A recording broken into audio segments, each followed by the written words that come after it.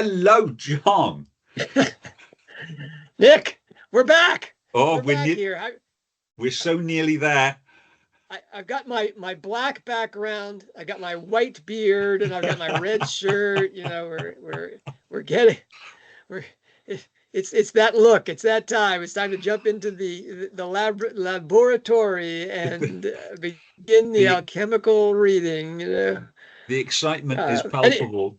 But I think really is. It really is. after the July that we had, I think I'm going into this book a lot more conscious that I'm not just reading it. Of course, I'm reading it for entertainment, but I'm not just reading it for entertainment. So I'm reading it intentionally. It's a thing I try to do anyway, but I think more so than I ever have before on a Rowling book, I'm starting this with an intention of what can I learn from this? We got a note the other day from a serious reader named Anne Murphy, and Oh, lovely note. yeah, and she said she's basically on her second trip through the Conrecki Yeah. series, and I don't know if she knows how much that does raise my spirits. And somebody is I hope she has it on double speed or something. So she doesn't have to. But anyway, and that's really helping her grasp these things. And that's thank you, Anne, for that. And if you're out there, uh, and I want to say that it was as much a service to me and a discipline for me, and I know for Nick and me to be talking that we do this lake and shed banter. Uh, it's hard to not get dragged into the the tsunami, like the suck up into the marketing efforts and the Yeah. latest book and the book that's coming out and the book you have in hand and how exciting that is. I mean, seriously, I've been doing that for 25 years, but that um, when you can step back and see the whole view and you start pulling on the golden threads and you Yeah. go through everything in the series, especially in what you've been bringing to the table here, Nick, stuff that you know, I was astonished, reading through the first strikes. I haven't read, again in a long time. One about how enjoyable they were, but also how many references there were to class. Yeah. About Michael Fancourt's being consumed by being lower middle class. I thought, wow, um, coming from someone like Rowling, Yeah. that's. I mean, that was a tell I totally missed. The Now, first times I read it. I mean, I think, oh wow. Except for that kind of Recce experience, I'm not sensitive to that kind of thing. And Rowling is dropping those, yeah. those bon mots, those little treats. Um, so, yeah, I'm excited about this book because I think it's really the first time that we've really come into a book with the fourth generation perspective, really fresh in our minds. I'm still the tools in the shed guy. I got the things I really want to talk about that other people don't talk about. Yeah. We've been going through that the last couple of messages about what we do here that other people don't do, they can't do, and um, and that's what I have to be focused on rather than um, the other concerns. What readers that are beach readers or thematic readers, academic readers. That's not what I bring to the table. So why do I worry about that? So I mean, what do you tell me your mundane plans for what you're going to do. I guess this is going to go up on Monday. What are you going to Yeah. do? What's your plan for like Monday night, Tuesday morning? How? I mean, Unfortunately, um, work schedules have not been kind for me. So I have a full week of work next week, and from Wednesday through till Friday midday, it's going to be pretty busy. So I know I have a project on, and it's going to take a lot of my capacity. But even so, I am going to be, I'm an early riser anyway. So I'm usually awake at about 4 o'clock in the morning. I'm probably on Tuesday, I'm going to be awake a little bit earlier than normal. Um, uh, if you've seen the Hogwarts Professor weblog, um, we've got this really strange North American edition up to the first couple of pages of chapter 14, hosted on a French library website that's still live at time of recording. So I'm going to skip straight to chapter 14 and pick up where I've left off. I've read this release through a couple of times, so I think that's fairly fixed in my mind. So I've got myself a little bit of a head start, but I'm not going to skim. So as I say, I'm going to be reading this intentionally, and probably I'm not going to finish the book until some point on Sunday, because what I want to be doing is making notes as I go through. And again, they're going to be notes for Lake and Shed, so things that we've predicted. I don't know how. What predictions have we made? Really, I mean, I know that like for Deathly Hallows, Yeah, which was really peak Pottermania. The whole yeah, world was waiting for that book to come out, and there was security around these issues. There weren't these bizarre things like a German edition. Here's the first 10 chapters in German. So we're going to machine translate it. And I mean, as I don't know if the team Rowling is playing, 8-level chess or what, but they look like the Keystone Cops every time a book comes out. They have all these leaks, and audiobook comes out. Oh, then we pull the audiobook back, and then we get the German thing. It's translated, and the German thing comes down, and now we have an English language version. The original, obviously, on a French website. Like, oh, sure, why not? That's. But really, when a new book comes out, per the model that we have from the days of Pottermania, everybody lines up and puts down their predictions, and then they do the incredibly boring thing of scoring their own card when they're done. When the book comes out, it's like, here's how I did, which I can't. I've done those, I mean, again, that was my shtick. But looking back on it, I mean, does anybody remember those things? And who reads them except for the egotist who wrote them? Speaking as that egotist, it's always the big rush. That was one of the things that we did to, in our excitement, was here's the stuff we had to do. And I wasn't just reading it like a fan and saying, here's my best guess, here's my checklist of things I hope will happen and stuff. I wrote a whole book, Unlocking Harry Potter, which was then the 5 keys, the 5 tools in the shed that we knew were on our wall.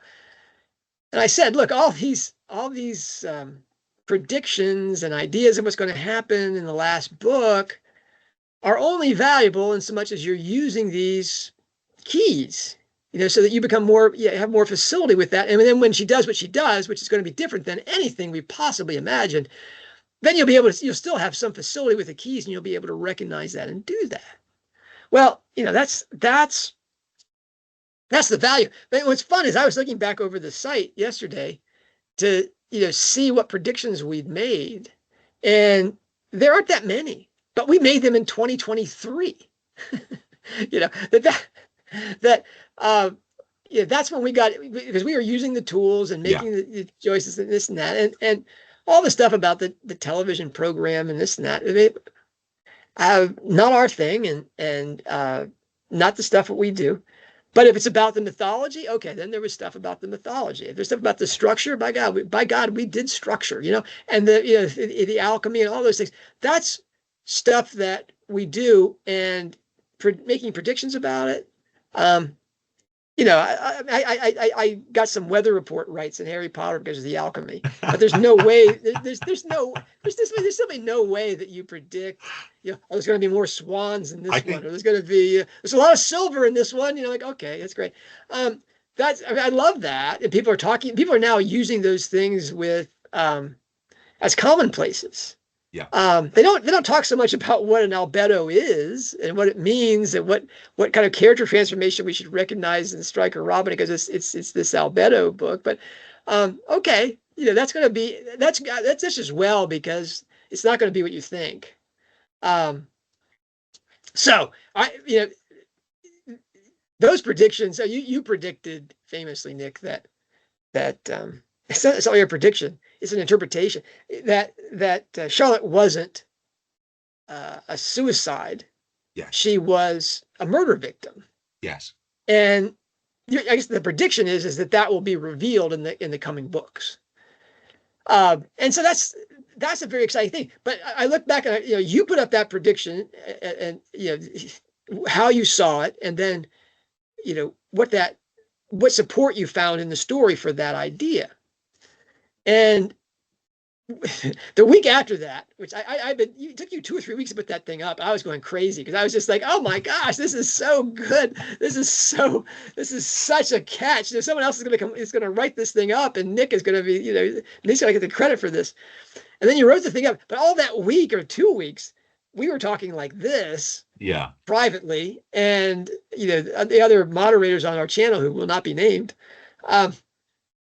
And we had all these other things, and I thought, oh, Nick's finally got this damn thing up, and now I've got to forget it. People are so far behind; they haven't got any of these things. And so I wrote up all this stuff that we've been talking about the mythology and and the structure, especially the structure, really pounding the structure about how how this thing worked in terms of the suicide at the beginning, the suicide in the middle, and now the suicide at the end, and the meeting in the restaurant with the sibling, and all these things that just really drilled home that this was a sure thing. And some people just they don't want to accept that. That's fine. I mean, that's the fun, yes. Because and all of that was done not so much to advance the theory that you get married to, and you're like, oh, am I going to be right and get a big fat red pencil from Miss McGillicuddy? That's not what it's about. What it's about is seeing how the tools work and have some predictive value, yes, but the predictive value, no one's going to remember that. It's when you get into the book and you see it, it's like, okay, so that was right or that was wrong. Shrug of shoulders. Did the tools work? Were the tools valid? Is there a new tool that I'm missing? I mean, you posted yesterday or day before the epigraphs that are available from the French site, and one of them is Matthew Arnold's Merope. Yeah.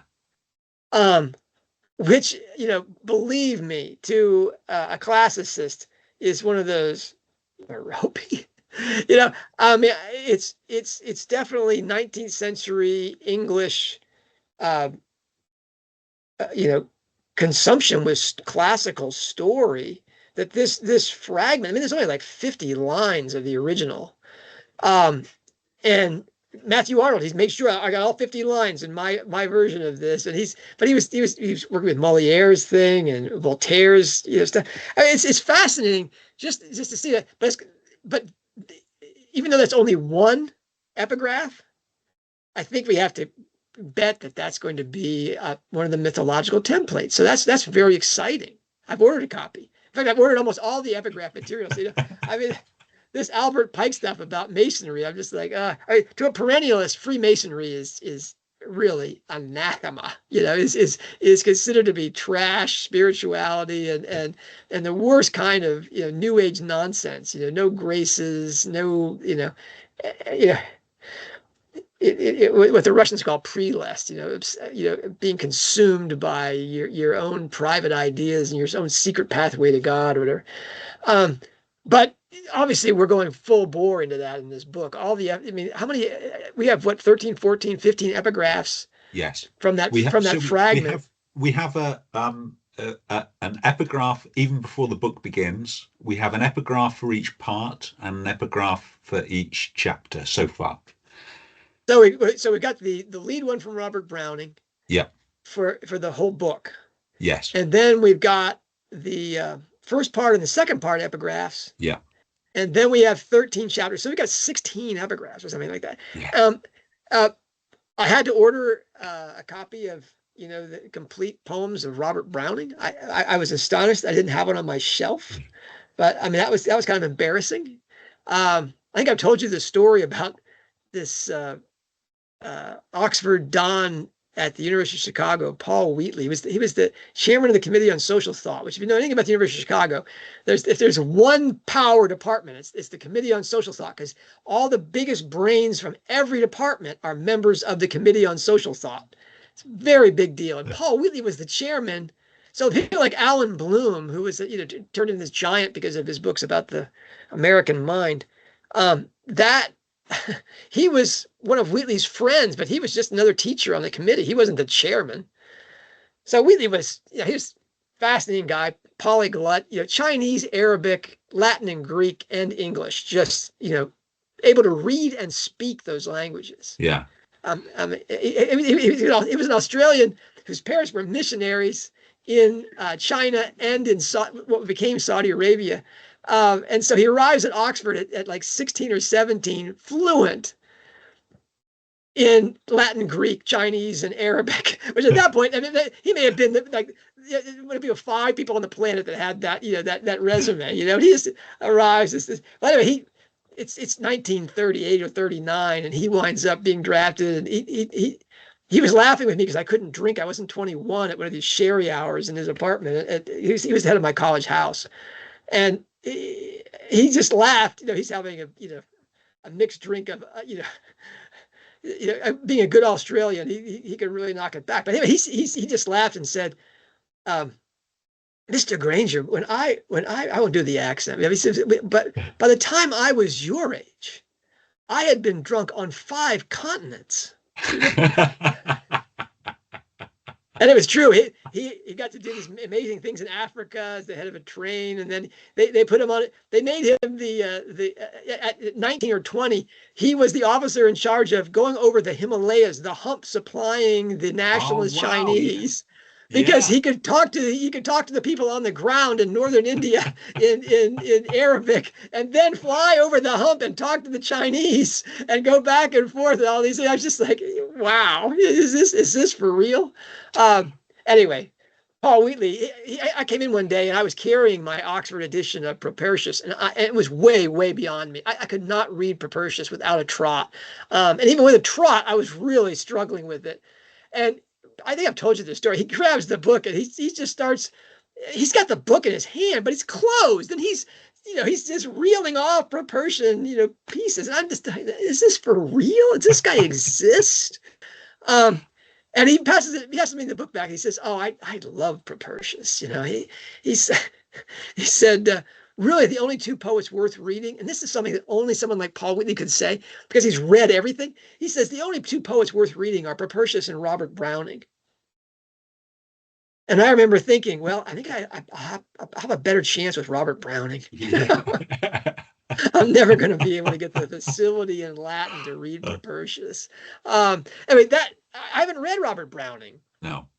Shame on me. There's the college in Waco, Texas, Baylor University has an incredible romantics library that has, is a building dedicated to the romantics. And I went down there because of Coleridge and because I was giving talks at their honors college, whatever. But that place has a Browning collection that is just not to be believed. Until you go there, you just can't believe what a place that poetry had in the lives of people in the 19th century. And then in that pantheon, Browning and his wife, Elizabeth Barrett, I mean, that's, they're the Zeus and Juno of that Olympus. So I'm very excited about Rowling doing that. I didn't notice though in those 16 that there was any specific work. It was like she was doing a scatter shot. Yeah. There wasn't like an Aurora Lee where there was going to be a single thing. No. Okay. No. I mean, we know we're going to get more Oxenham because she's told us. And she's told us how perfect that book was to get epigraphs out. But the thing that really jumped out of me, not being a classicist, unfortunately, as you well know, John, when Merope jumped out at me, of course, I was thinking of Merope Gaunt.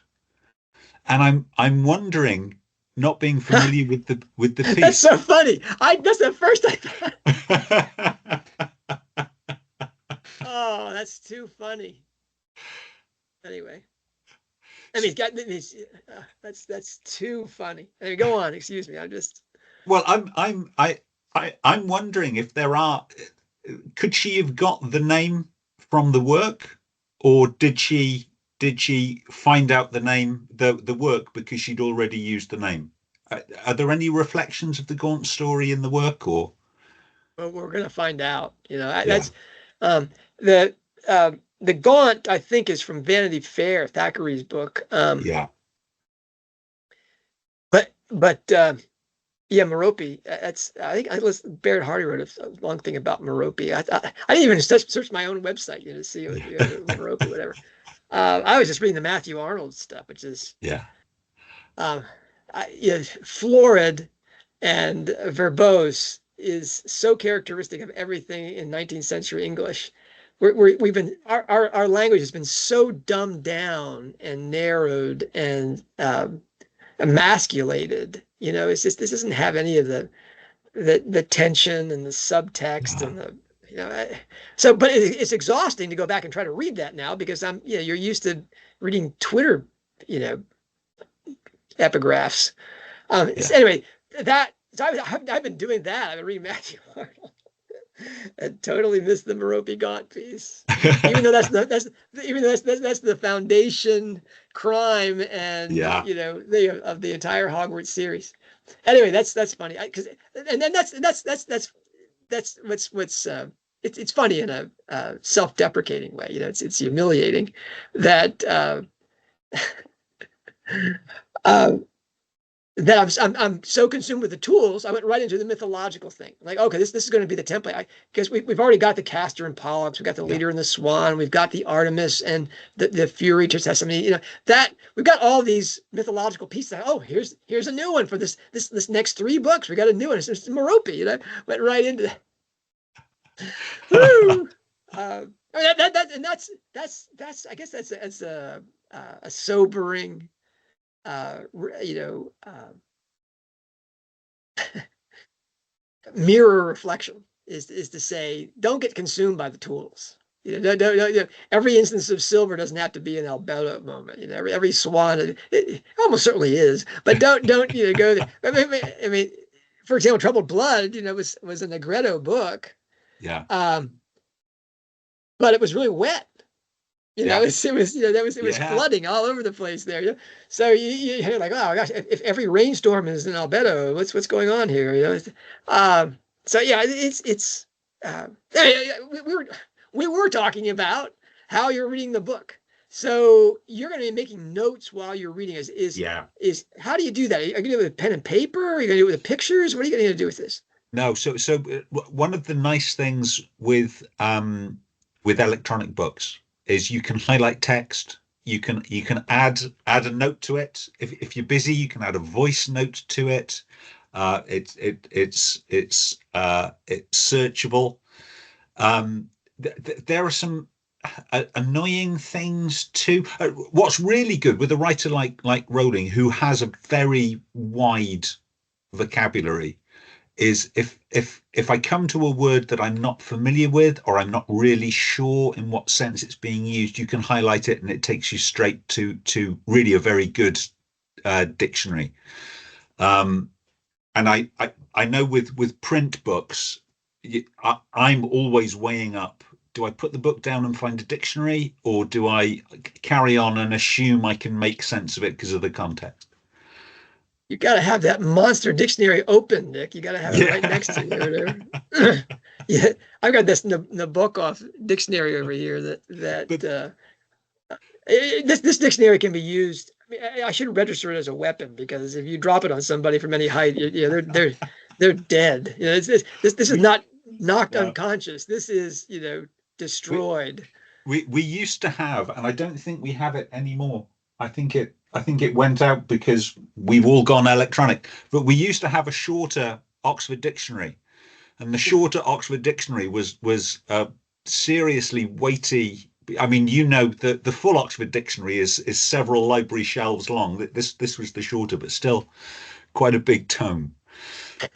But the other really useful thing, reading it electronically, I know I'm never going to convince you. I'm never going to convince a lot of people. But what you can do is you can highlight a phrase and do a Google search on it.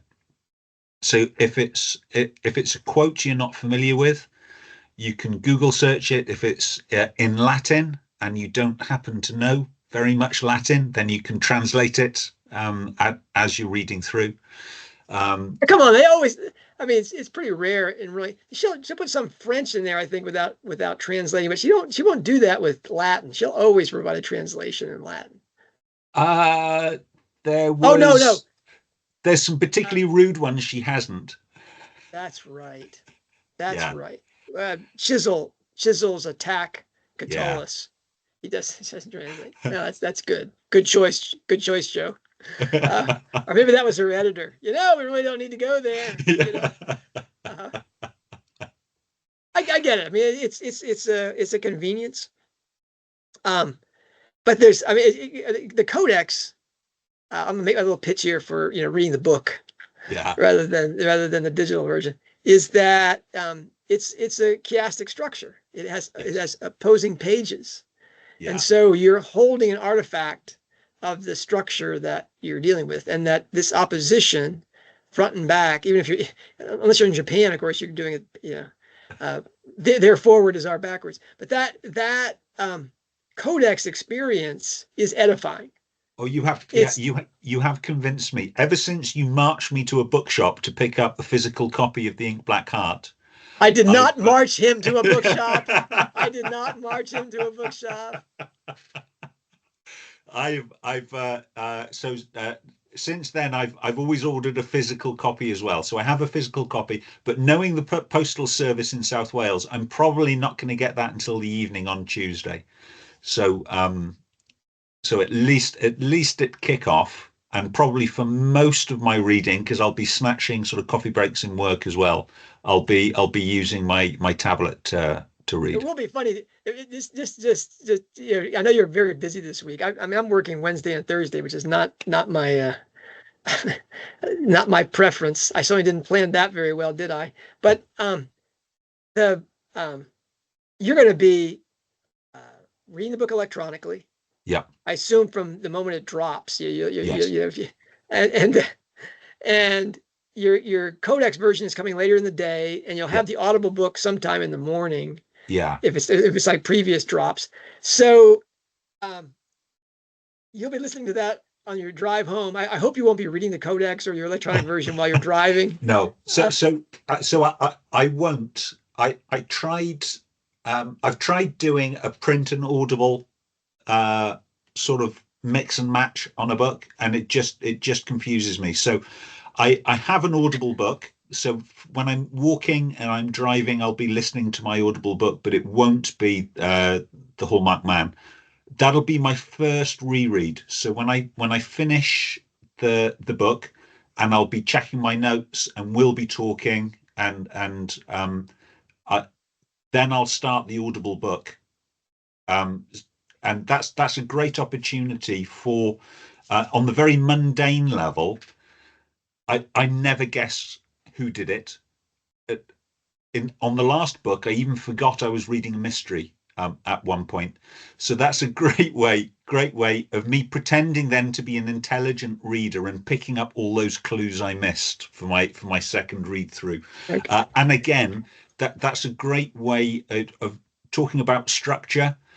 When you're getting hooked into the plot and you're sinking into the story, certainly I can very easily miss cues. I can miss mythological references, and that reread's a great time to do that, because you don't have to.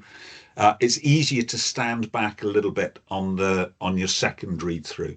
So second read through. It helps to have a friend, Nick. So when you see Merope, your friend can say, "Do you think that might have something to do with the foundation crime of Harry Potter?" Yeah. Wow. Yeah, John, it happens to all of us. Remember who read all about the gift of the bow and arrows and did not pick up on a Cupid reference? Yeah. Valentine Longcaster. Yeah. That to me was like, Whoa, not very subtle there. There we go. Um, yeah.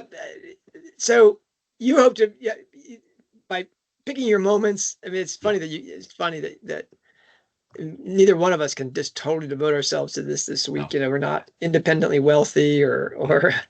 um, so um, I'm going to uh, uh, my problem has been with all these drops, Yeah. the German version, the English version in the French side, the Audible thing. None of them have come with a table of contents. No.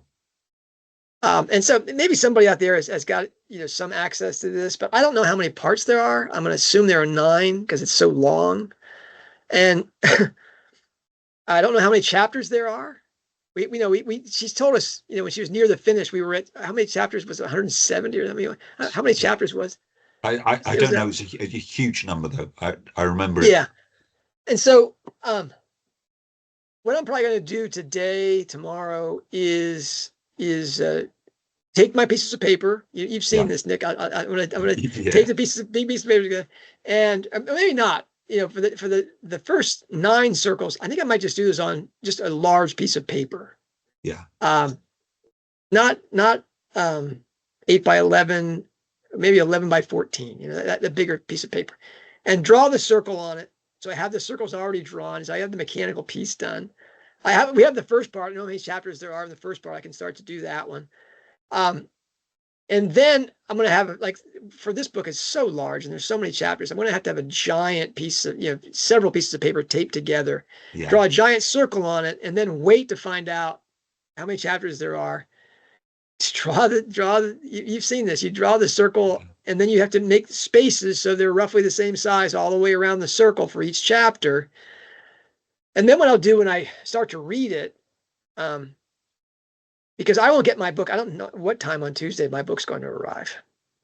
It makes me feel pretty, I'm such a cheapskate. I know I save my 30% on Amazon. I pay for Prime, so why not have the delivery? I could go to the store, a local bookstore, and support my local bookseller, but I'm too cheap to do that. Bad guy, bad, consumer. So if the Audible book is downloaded New York time, which I hope it is, I should have the Audible book, which will have all the chapters Yeah. by 11 o'clock at night. If it drops New York time, then I'll have it at 11 o'clock the day before, Nick. I'm going to get the book a day before you will. You'll be 7 hours in, and I'll be 7. But anyway, I'll take all the chapters out, and I'll do that drawing. So I have my piece of paper there, and then I will commit myself. I'm not gonna do the ring structure for each part. I'm not going to stop at the end of each part and analyze it. I am, though, going to highlight each part, so that I can see the chapters with colors visually. And then I'm going to, with each chapter, I'm going to write down. I have my lethal white picture here, and you can't Oh, there see we are. it obviously in this thing here. But this is the first time I went through it. It doesn't have any of the real breakdowns in it.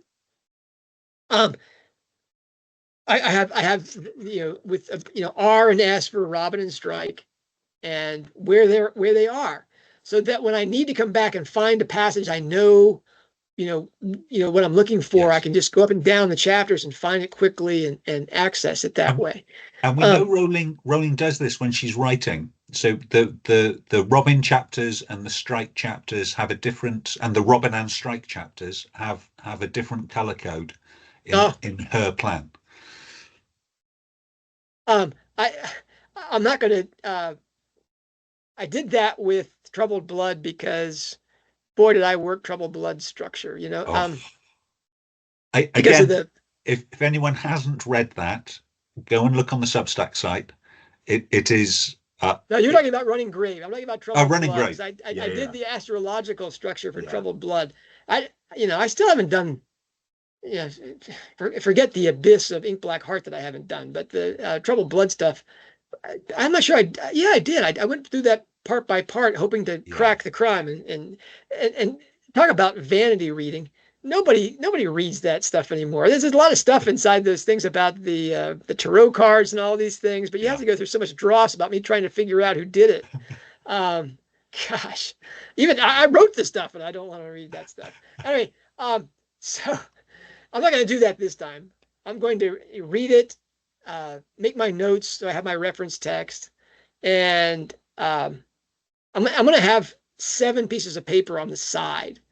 And those 7 pieces of paper are where I'm going to write down. There's going to be a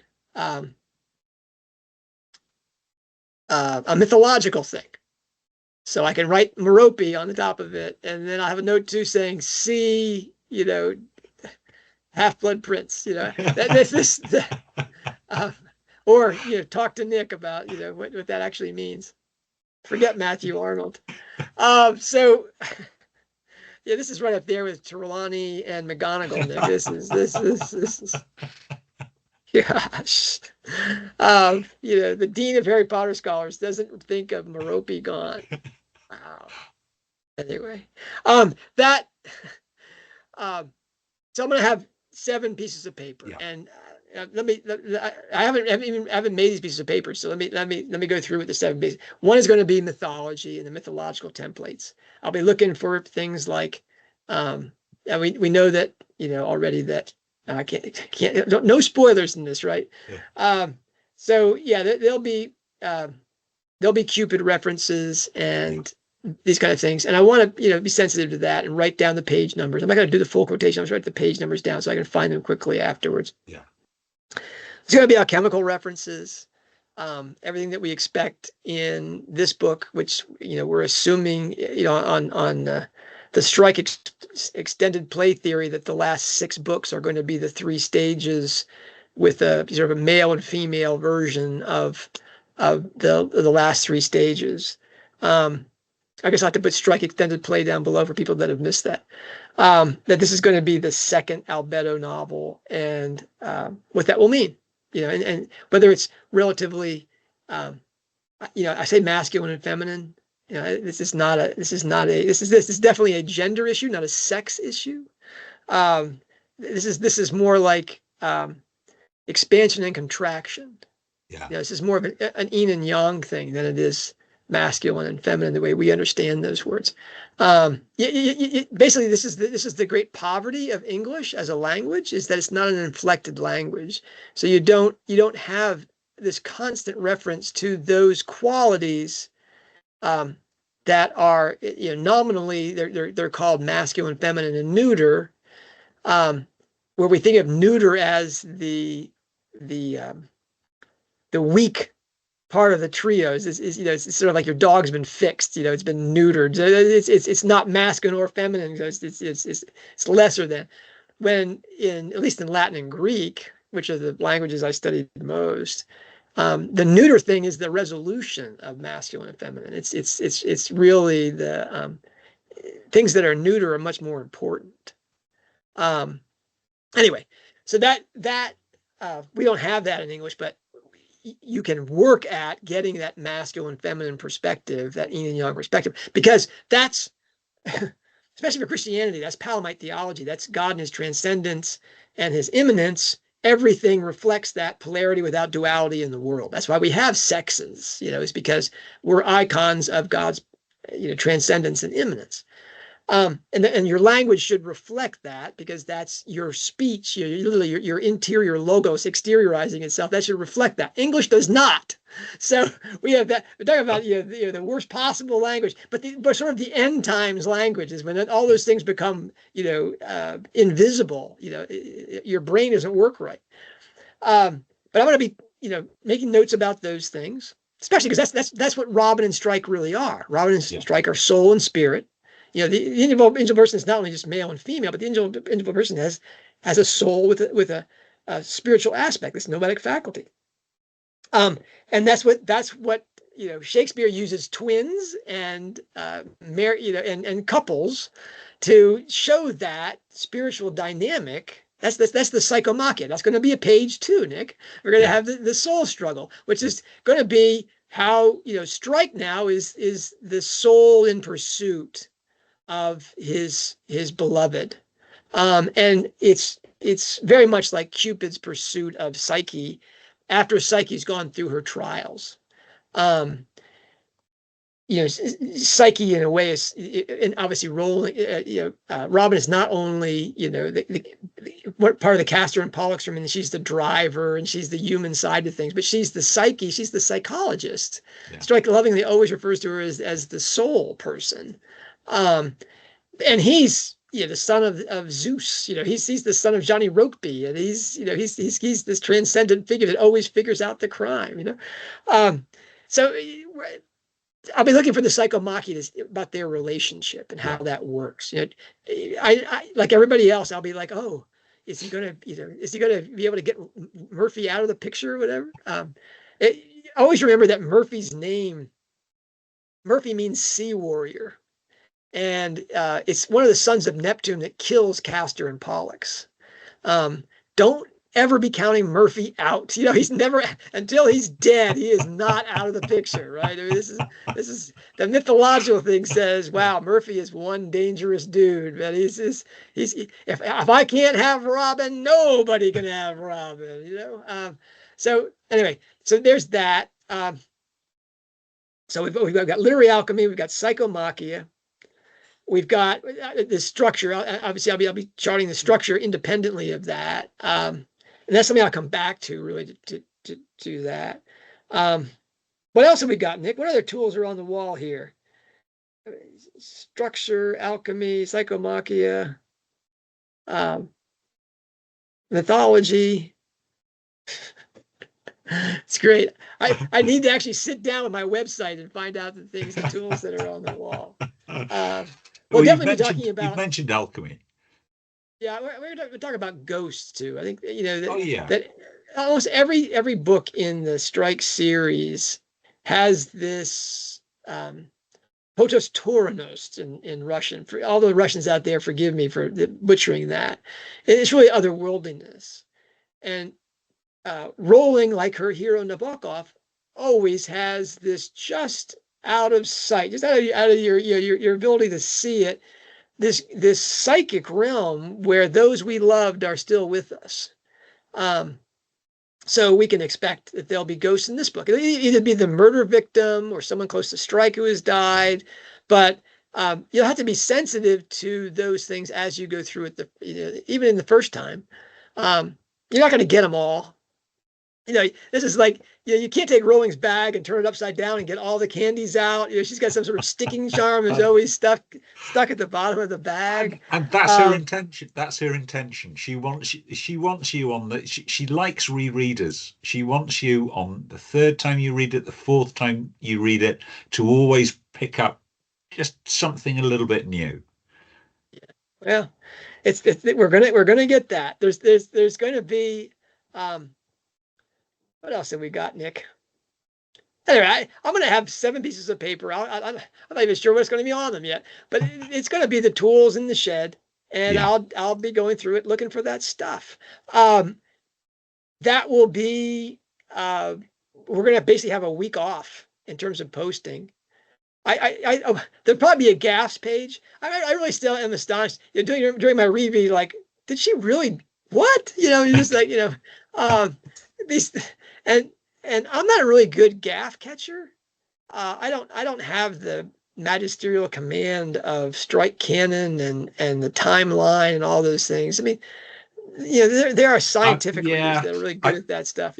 But I think it helps as well being a UK reader, sort of steeped in the culture. I know in my recent reread of the Strike-Ellacott canon so far. So she will refer to Royal Marines as Navy. That's a great way to upset a Royal Marine. Whoa! Whoa! And in Strike's voice, so an army guy referring to a Royal Marine as Navy. I mean, how that didn't become physical, I've no idea. Uncle Ted, she continually refers to him as being a lifeguard, where he's a lifeboatman. And again, in the UK, they are very different people. So the lifeguards are the guys on the beach with the funny hats, that run in after struggling swimmers. The lifeboatmen, they take their lifeboats out in stormy seas to save lives. They're very, very different people. So yeah, I'm going to be looking for gaps as well. The last book. Why are we so confident? Why are we so confident that Team Rowling is going to? I mean, that we know they're going to be gaffes. I mean, just speaking personally, it's for me, it's a sales pitch. So I'm putting this out there in the hope that J.K. Rowling will offer me a job as an early proofreader to pick up these gaps. Good luck with that, Nick. Joe, if you're listening, contact details down below. Yeah, it's coming with your birthday party invitation, Nick. It'll be there.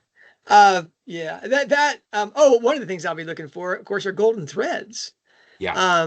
Yeah, I mean, that's going to be the big thing is pulling those golden threads. I mean, we know they're going to be lost children. Yeah. I'm going through, I may put up a post today about, just I went through and we went, reading Harry Potter through the abortion hypothesis lens. Yeah. To my knowledge, nobody has gone through Cormoran Strike looking at it through the abortion lens, the induced abortion lens. Got a host of lost children. I lost children everywhere.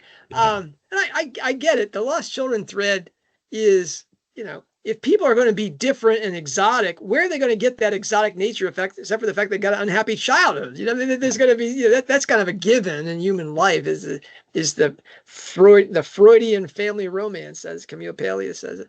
That I get it, but there's so many missing one and grieving parents and this and that. The world is as. Then there's pregnancy traps.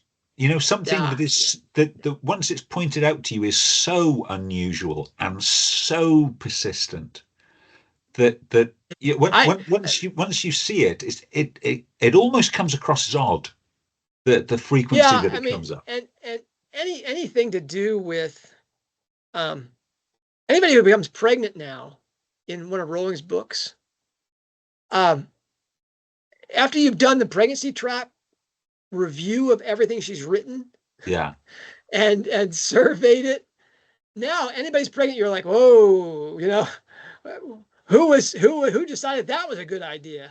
Yeah. I mean, who's the person that got snatched? It's a bear trap. Oh, gotcha. Who thinks that way? That's just too bizarre. So I mean, it's like, I mean, I live, Texas and Oklahoma are pretty much the centers of homeschooling in the United States, for a lot of reasons. Oklahoma is the only state that has homeschooling guaranteed in its state constitution. Texas came to it through a couple of court decisions and largely through its church structures, which are still very strong. So if you see, 10-year-olds walking around the streets during the day, Monday to Friday, you don't think to yourself, oh, there's a truant. You think to yourself, there's a homeschooler. And if a policeman stops that kid to ask him what he's doing, he's going to get that prayer chain from that local Baptist church involved, and business is going to shut down in government until that policeman has been reprimanded, if not broken. So seeing kids walk around is just not that big a deal here. Praise God. It's like the 70s here. It's a wonderful thing. Children can ride their bikes around and stuff like that. What a weird place to live. But in Rowling's novels, if you see a pregnant woman, or you see a child walking about who doesn't have matching clothes or something, doesn't have his hand in his mother's hand or something, you're thinking, oh no, what's this? Is this a lost child? Is this, is that a pregnancy trap? Is that, that's, or God forbid anybody commits suicide. Yeah. I mean, forgive me for saying that. I mean, suicides are always tragic, but in Rowling world, nobody commits suicide because of mental illness. There's at least not mental illness that wasn't precipitated by cruelty and, gaslighting or whatever. I mean, suicides are always driven by exterior forces, meaning specifically human beings that Yeah. either forced them to do it or they didn't. It wasn't a suicide at all. It was a flat out murder, and that's those golden threads. Will I'll definitely have sheets for those things going Yeah. forward. And there's a lot of golden threads. I mean, you got bad dad, you've got the divine mother, you've got all these things. Um, so yeah, that's that. I may have more than 7 sheets, Nick. Now we've gotten into golden threads, and that'll be fun. That'll be Yeah. fun because during if I have all these things, I'm just making notes with page numbers. Then when at the end of the week, or when next time I guess we were talking this time next week. Yeah. You may finish by next Sunday, you think? I think at some point on Sunday I'll have finished. And I'm trying to be Great. conservative. I know what I'm like. I'm going to put in some late nights, so it's probably going to be before then, but being conservative, I think this point next week. 900 pages is 900 pages, man. And if you're doing anything other than just turning pages, it's a week's work. Yeah. And I may be communicating with the paid subscribers during the week, touching base with them, showing them my pictures. If you're a paid subscriber, we'll be doing that. That's or the people that are just all over our comment boxes or whatever. I may include them in this stuff too. Um, and obviously the moderators channel, Nick, you'll be you'll be getting this stuff. Boy, I tell you, I'm really missing the Rowling library. The Rowling library has Yeah. gone out, and Patricio Tarantino put in yeoman's labors to create this incredible resource for Strike and Potter fandom, really Rowling fandom, and it's not present. I want to note that that absence Yeah. is felt. That it's just one of these. I was communicating with Patricio and about all these things, and he says, John, I'm pulled out of it. I'm not following all the various drops that Team Rowling is doing, and I was just doing whoa, because nobody, I don't think, in the history of Rowling fandom has been so well connected Yeah. internationally and so beloved by everybody. All Yeah. the different types of fandoms, this and that. I mean, wow. Um, if you're out there, Patricio, thank you for all the things that you've done and all the tools that you created that remain invaluable to us. And you're missed, brother. You're really missed. Anyway, whew, he's going to hate me for saying all that stuff. But anyway, that's the moderators' channels will be going. Yeah. I look forward. One thing I'm not going to track that I hope you will be tracking, Nick, Yeah. is the book model for this. I'll be thinking when I'm looking at the epigraph, seeing if there's any Yeah. predominant thing, but it looks like there's 5 or 6 books that she's drawing from, not obviously related, in the first 14 chapters. A lot of Freemasonry stuff, a lot more than I expected. Robert Browning, that came out of nowhere. So that'll be interesting to see if there's a book that comes out. Of course, there's the Oxenham. Yeah. But the Oxenham epigraphs that she's chosen so far are just kind of funny, about the Yeah. mining and stuff. It's I not, know. I mean, And it sounds to me like she came across the Oxenham book because she wanted to go to Sark, which meant she was a good deal through the plotting of the novel before she discovered that book. So it can't be the book within the book. I'm gonna push back on that, Nick. I'm gonna go. Okay. This is my job to say, Yeah. what? Are you kidding?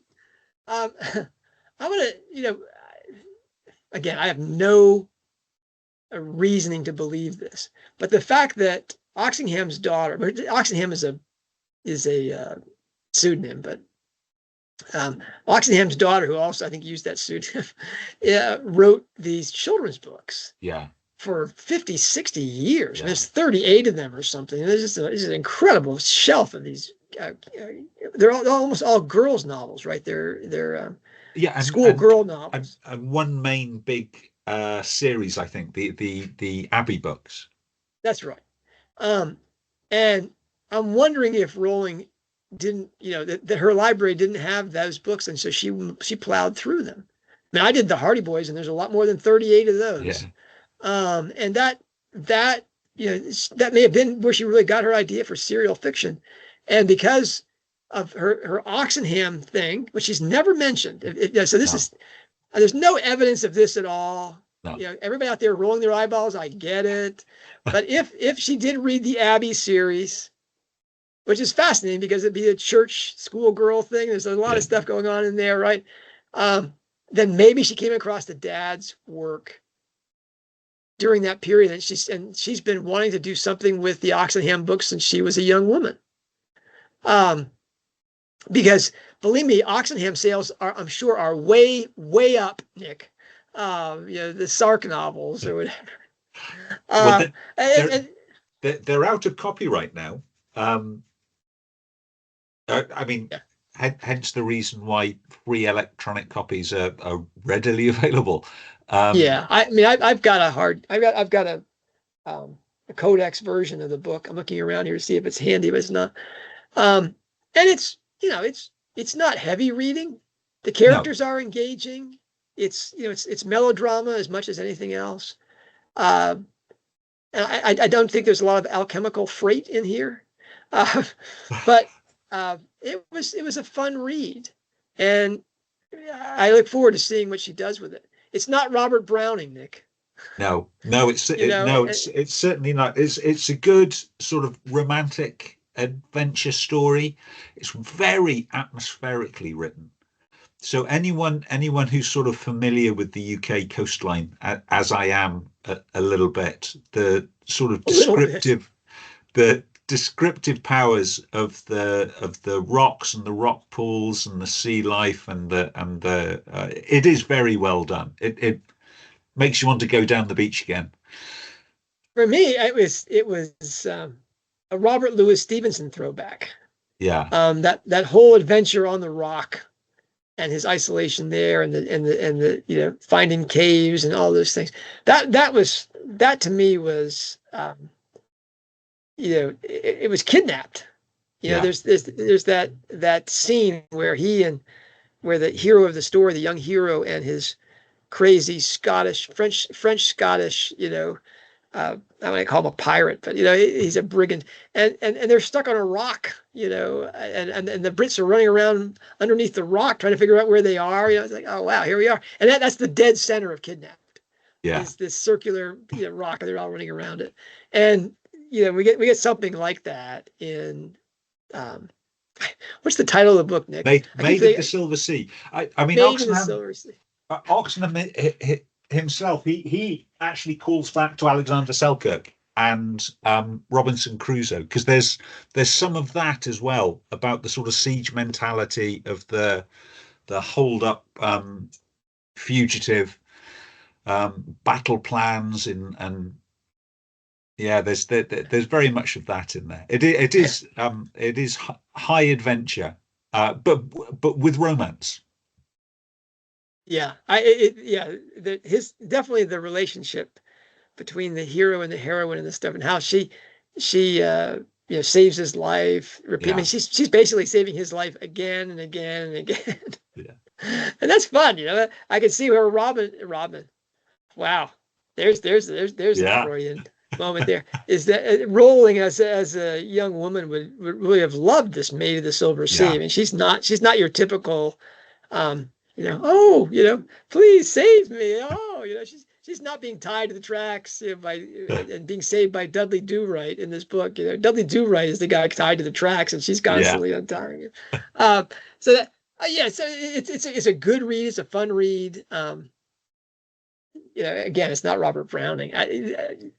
One of the funniest things was when the German comes out. I knew my German, my high school and college German was not equal to reading, No, this Rowling translation.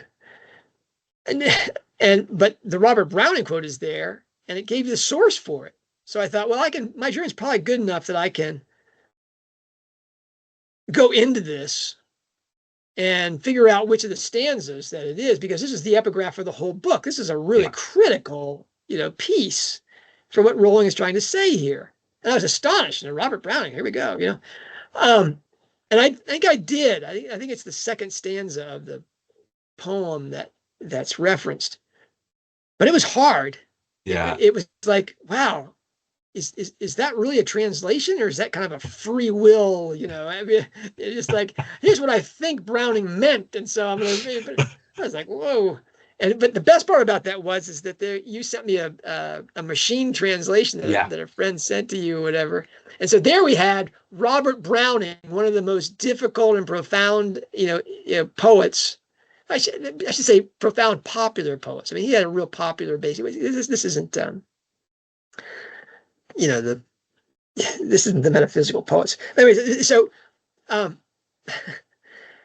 there we had an English translation from the German translation of Browning, and I tell you, Nick, there's simply no way to connect that English translation back to Browning. I mean, I was just laughing, like, well, that so much for my wanting to read the machine translation. I'm done at the epigraph. I'm not even going to open this thing. Fortunately, then the French English version became available. I mean, that's just too wild. Is Team Rowling playing 8-dimensional chess, Nick, or are they just bumbling, Keystone Cops? I think this is an error. So it's the Mulholland imprint, but all the electronic booksellers in the US and the electronic library services in the US are obeying the embargo. There's lots of people, particularly in the UK, are going to small mom and pop bookstores, trying to see if they can get something out of the back a couple of days early. No. The rumor is there's some sort of high penalty for breaking this embargo.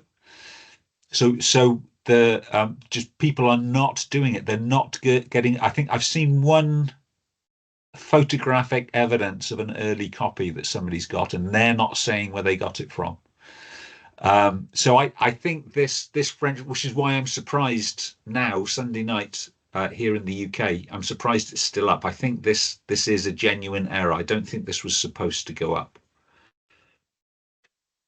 Oh well, I can see Neil Blair and company saying, let's prime the pump a little bit. Let's get them that first part. But how can we do this? How about we release it through the French side? I mean, maybe it's some oblique reference to Sark. Maybe they're upset in France that it's being set in Sark rather than Paris. So to retaliate, they've released this early. Wow. I mean, those of you that have been in this site a long time, if you're playing the Will John Tell the Career of Evil drinking game, that story, my advice to anyone trying to find an early copy is to go to a bookstore that sells bestsellers almost exclusively, and yet is not staffed by bookish people.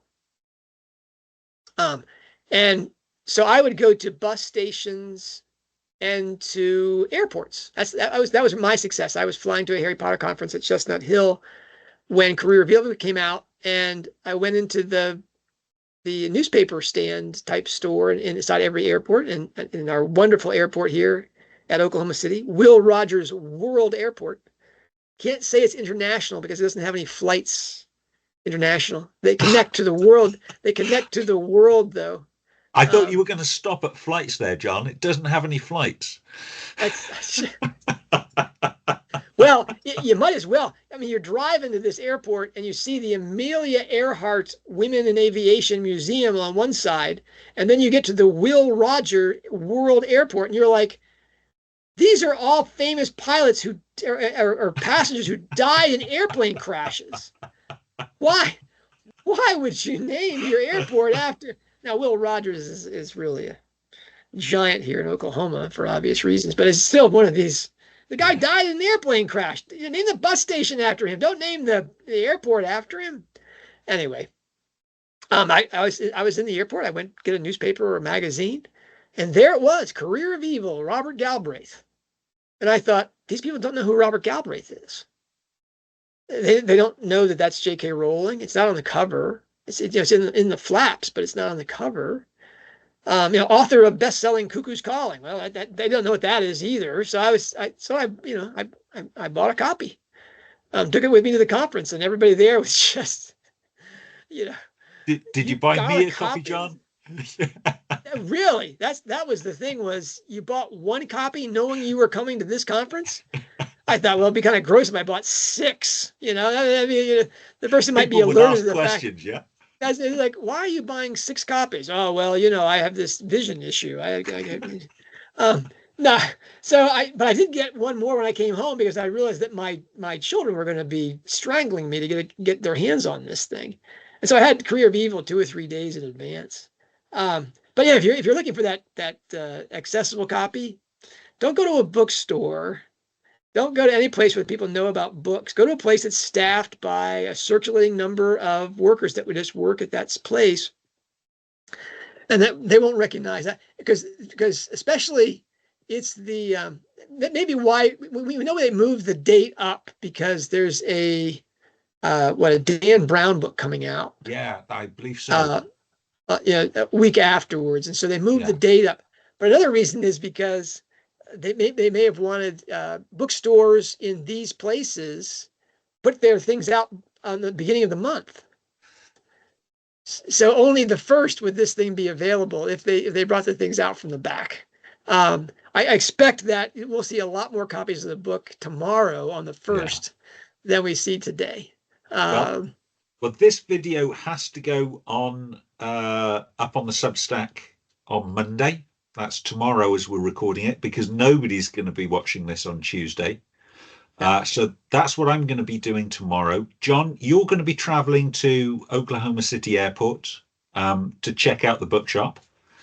No, I'd have to buy a ticket to get onto the main concourse, and I haven't got that in me to do that. I did call them, on books 4 and 5. I did call them and say, do you have a book by a guy named Robert Galbraith, whatever? And they're like, no.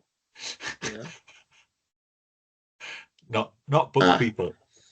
No, or maybe they twigged to the fact that how many times has a bookstore at Oklahoma City Airport made the news? Anyway, I am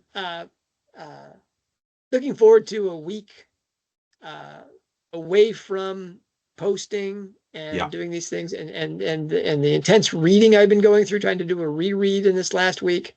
But this is really a fun time. I'm a 4th generation guy, Nick. I'm really pushing that pretty hard. You don't want to emphasize. You don't want to live for the new book or the latest book. You want to really try to get that opera omnia perspective on things, and the golden threads, perspective.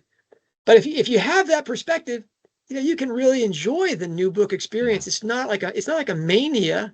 It's more like, wow, now we get to, our favorite author, who is not only brilliant from her plots and things like that, but is a real artist.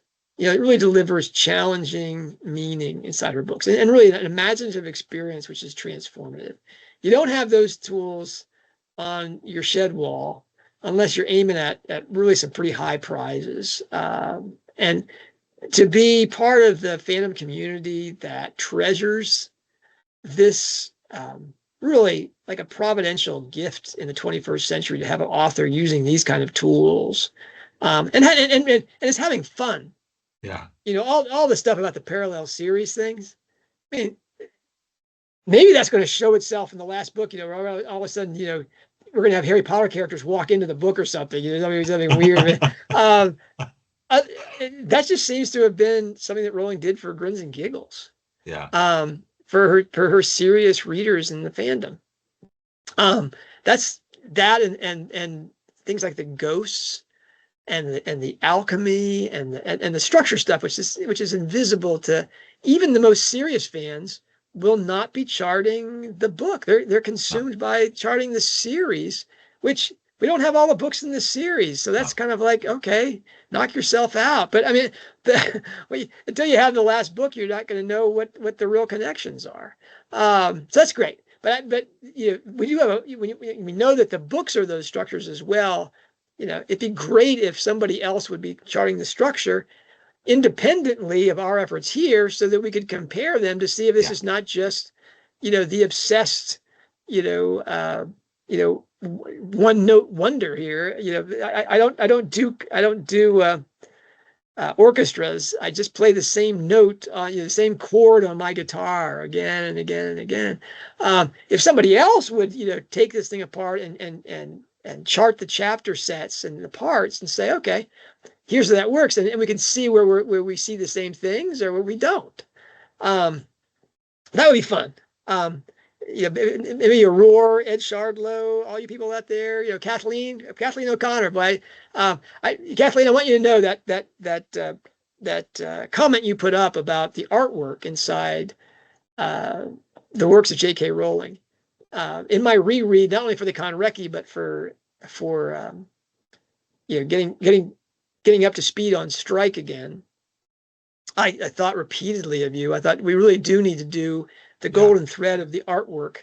Especially there could be a subset of this is just the stone, the sculpture and the stonework of London that are referenced in every book. Yeah. That and men in luminescent clothing. They're like, oh, there they are again. Oh, there they are again. You know, always the guys with the reflective vests on. I'm like, what is this about? So, Kathleen, I hope maybe you'll be, Kathleen, I hope you'll start charting these books in terms of the artwork in them, because Rowling is definitely writing about the experience of reading and writing inside these books. And certainly the shorthand way to do that is to talk about art. You know, the experience people have, their engagement with art, hence all the paintings at Hogwarts. Hence her constant references to what kind of art people have in their homes. I don't know about you, Nick, but you know, as a lower middle class American, fallen from the great heights of you know, affluent America, I don't have a lot of artwork on my walls. I mean, I've got a ton of iconography, but you don't have that in your living room. No. Actually, we do have some by our doorway, but that Rowling, you know, almost every room she walks into, it seems there's a piece of art. Yeah. And I suspect, as with all things Rowling, that's meaningful, and it's something that we've neglected. That's another golden thread that someone needs to track. Thank you, Kathleen, for, you know, in a very generous way, pointing out a huge blind spot in Rowling studies. And I hope that you will take a leading point in helping us, you know, pull that golden thread and showing how it works through all of her work. I'm going to be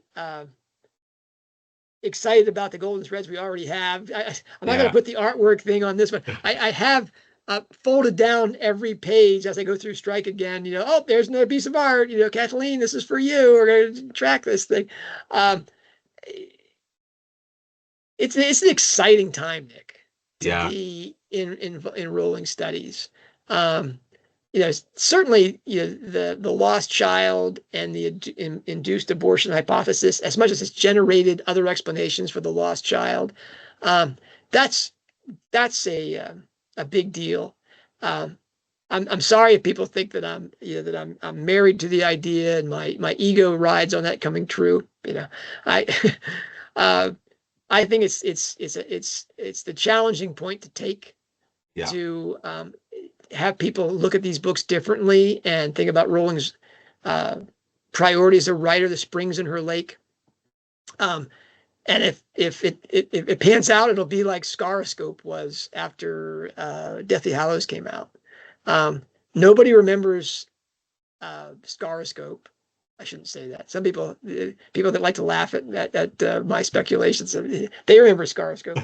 But that what people remember me for and the work that I did in Harry Potter for, is basically the tools on the wall here, the alchemy and the structure and all that stuff. I forgot. One of those pieces of paper, Nick, has to be the Christian symbolism. I'm still the Christian symbolism guy. That we're going to have to be talking about. Something else I want to chart is how many times Strike takes the Lord's name in vain. Sometimes it seems to be a very, very powerful moments. He does this, especially the first time he does it is when he almost kills Robin at the top of the stairs. And it's almost as if he invokes that ichthys. Here's this male and female, these two circles, and when he grabs her, these circles intersect. He grabs her breast. He invokes the Lord's name. It's like, okay, that's a signal that this is a backdrop piece of this story. So I'm looking forward to that. All right.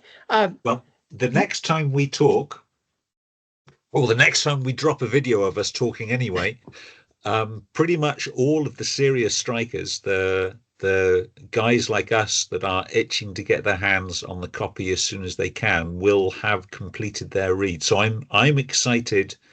I'm excited really just to talk about what our first initial impressions are of the book and what we found. It is an exciting time. Yeah, I'll probably send you some video of my charts, Nick. God willing, by the end of the week, you could say, okay, here's put them up on PowerPoint slides. And we'll have to figure out how we're going to attack this beast. Because it's almost 1,000 pages. Yes. So I think it's probably worth us, as we put out in that poll, is we with the guys that are following through with us, we take the next week to read it through. We'll have a talk about that, and then we'll look at it part by part. Boy, it's going to be a fun month, Nick. Yeah. September promises to be a big deal. I should thank you for your fellowship here in this. I mean, I thank you, John. It is funny that I'm wearing the red shirt and you're wearing the blue shirt. There couldn't be. I understand in the UK that's backwards. That's blue shirts are like blue blood. That's a Tory symbol. Yes. The reds are, and the reds are the communists. Yeah, blue. Yeah. We keep the red flag flying, John. I mean, believe me, conservatives have always hated the red state distinction, saying, how can you call the conservatives the Reds? Do you have no sense of history? I mean, did the world begin in 9/11? So yeah, it's especially as an Orthodox Christian, that more millions of Orthodox Christians were killed by the communists than in the entire history of Christianity before that. So yeah, when I wear red, it's got to be more of a alchemical contrast here than it is anything else. But it is funny. I mean, I'm the traditionalist. You're the socialist, atheist, bad guy there in the UK. That's why we complement each other so well, John. Well, I think it's only because of your charity and kindness. But as it is, yeah.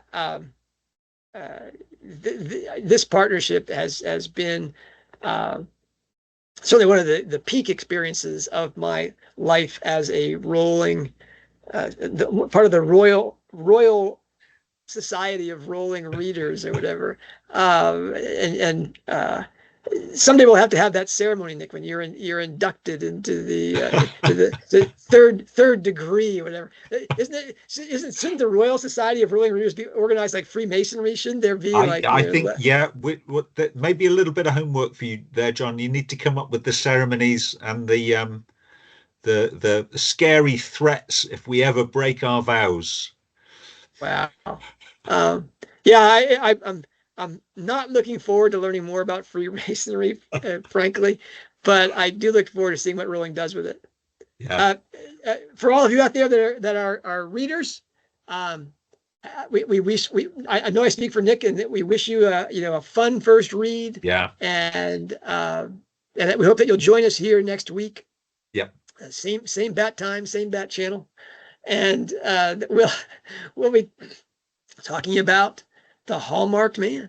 Wow. Take care, everyone. Salute.